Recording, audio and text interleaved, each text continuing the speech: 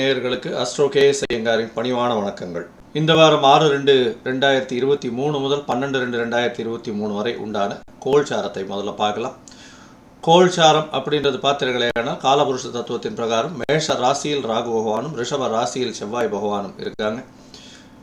இதை தவிர கேத்து பகவான் சப்தமத்தில் அதாவது துலாத்தில் இருக்கார். புத பகவான் இந்த வாரம் மகரத்தில் சனி பகவான் சூரிய பகவானோட சேர்ந்திருக்காங்க. இதை தவிர பார்த்தீர்களேனால் சுக்கிர பகவான் தனித்து அவருடைய நட்பு வீடு அப்படின்னு சொல்லக்கூடிய கும்பத்தில் இருக்கார். குரு பகவான் அவருடைய ஆட்சி வீடான மீனத்தில் 12ஆம் இடத்துல இருக்கார். இது இந்த வாரத்தினுடைய கோச்சாரம். இந்த வாரத்தில் அதிவேகமாக செல்லக்கூடிய கிரகம் அப்படின்னு சொல்லக்கூடிய சந்திர பகவான் அவர் இந்த வாரத்தில் ஆயில்ய நட்சத்திரத்தில் ஆரம்பிக்கிறார், அதாவது கடகராசியில். அதிலிருந்து அவர் சுவாதி நட்சத்திரம் அதாவது துலா ராசி வரலும் வரார்.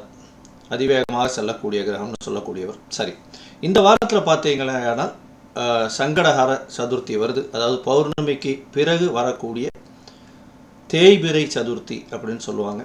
அதாவது வளர்பிறை சதுர்த்தி உண்டு, தேய்பிரை சதுர்த்தி உண்டு. ரெண்டு சங்கடஹர சதுர்த்தியிலையும் பிள்ளையாரை போய் வேண்டிட்டு வர்றது மிகவும் நல்லது. அதுவும் தேய்பிரை சதுர்த்தியில் கண்டிப்பாக விநாயக பெருமானுக்கு தேங்காய் உடைச்சிட்டு வர்றதும் மாங்கல்ய பலத்தை அதிகரிக்கும் அப்படின்னு சொல்கிறாங்க. திருமணம் ஆகாத இளைஞர்களுக்கு கண்டிப்பாக திருமணம் நடக்கக்கூடிய காலகட்டமாக இருக்கும். அதாவது சங்கடஹர சதுர்த்தியில் விரதம் இருப்பவர்களுக்கு எந்த ஒரு விஷயத்திலும் வெற்றி கொள்ளக்கூடிய காலகட்டமாக இருக்கும். சங்கடஹர சதுர்த்தி விரதம் இருந்தால் வெற்றி நிச்சயமாக உண்டாகும் அப்படின்றத சொல்கிறாங்க. நம்மளுடைய புராண கதைகளில் பார்த்தீர்களேனா சிவபெருமான், இந்திரன் மற்றும் ராவணேஸ்வரன் இவங்கள்லாம் சங்கடஹர சதுர்த்திக்கு விரதம் இருந்து அதன் மூலியமாக மிகுந்த பலனை பெற்றார்கள் அப்படின்றது புராணம் சொல்கிறது. இதற்கு பிறகு பார்த்தீர்களேனால் சங்கடஹர சதுர்த்தி என்னைக்கு வருது அப்படின்னு பார்த்தீர்களேனால் அது 9ஆம் தேதி வருது சங்கடஹர சதுர்த்தி.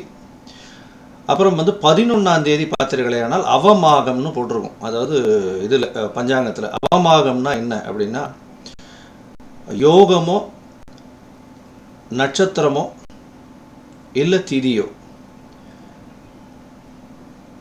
இதில் 3 யோகங்களோ 3 நட்சத்திரங்களோ 3 திதியோ ஒரே நாளில் வர்றது அவமாகம் அப்படின்னு சொல்கிறது. இன்றைக்கி அந்த 11ஆம் தேதி பார்த்தீர்களேனால் பஞ்சமி, சஷ்டி, சப்தமி இந்த 3 வரும். அதனால் அது அவமாகம் அப்படின்னு போட்டிருக்கு. இந்த அவமாகத்தினால என்ன அப்படின்னா ஒரு நல்ல காரியங்கள்லாம் தவிர்க்கிறது நல்லது. அதாவது வீடு கிரக பிரவேசம், கல்யாணம் இதெல்லாம் பண்ணக்கூடாது அப்படின்னு சொல்லுவாங்க. இருந்தாலும் பக்கத்தில் இருக்கிற ஜோசியரை கேட்டுட்டு உங்களுடைய புரோகிதரையும் கேட்டுக்கிட்டு கண்டிப்பாக செய்யுங்க. இதற்கு மேலே பார்த்தீர்களேனால் இந்த வாரத்தில் அதிவேகமாக செல்லக்கூடிய சந்திர பகவானை வைத்து நம்ம யார் யாருக்கு சந்திராஷ்டமம், என்னென்ன எளிய பரிகாரங்கள் செய்யலாம், இந்த சந்திராஷ்டமத்தினால என்னென்ன பிரச்சனைகள் வரக்கூடும், அதனால் என்னென்ன எளிய பரிகாரங்களை செய்யலாம் அப்படின்றத இந்த வாரத்தில் நம்ம சொல்கிறோம். விருச்சிக ராசி விசாகம், அனுஷம், கேட்டை இந்த 3 நட்சத்திரம் கொண்ட ராசியானது 9 பாதங்களை உடைய ராசி விருச்சிக ராசி.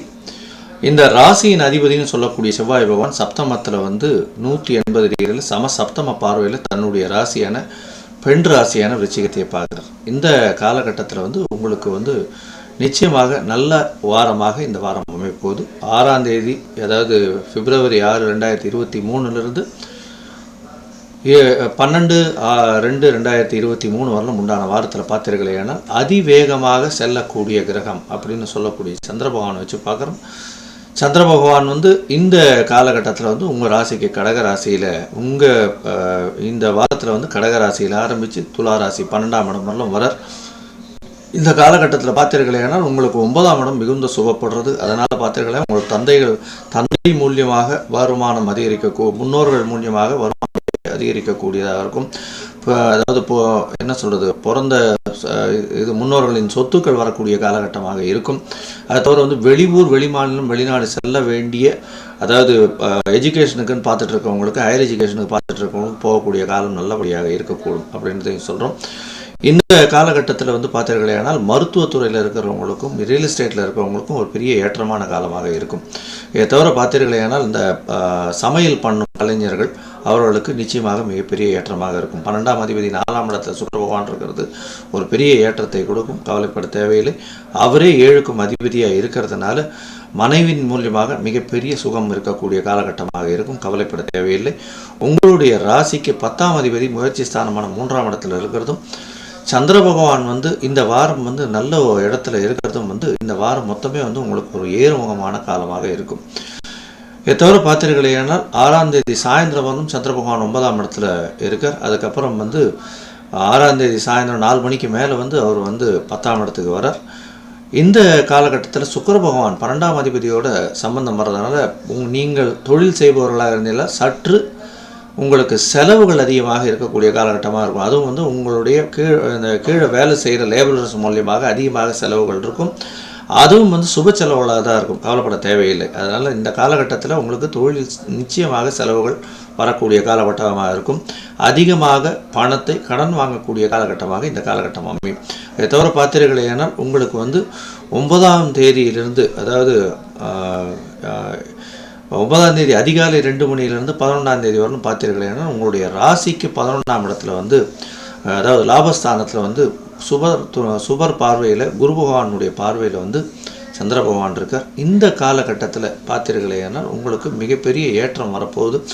என்ன அப்படின்னா, குழந்தைகள் மூலியமாக அபரிமிதமான உங்களுக்கு ஒரு அங்கீகாரம் கிடைக்க போகுது.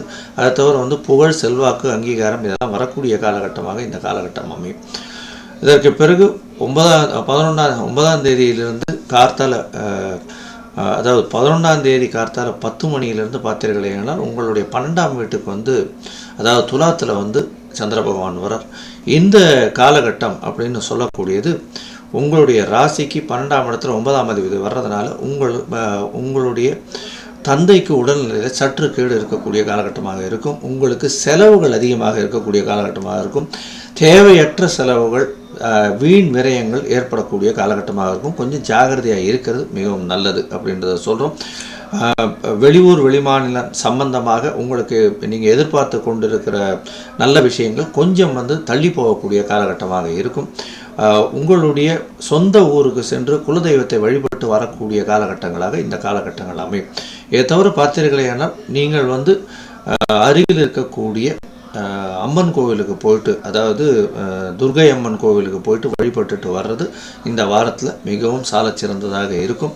இதை தவிர பார்த்தீர்களேனால் இந்த வாரத்தில் நீங்கள் கண்டிப்பாக இந்த சிவப்பு கலர் துணி யாருக்காவது தானம் கொடுக்கறது அப்படின்றது ஒரு மிகப்பெரிய ஏற்றத்தை உங்களுடைய வாழ்க்கையில் கொடுக்கும்.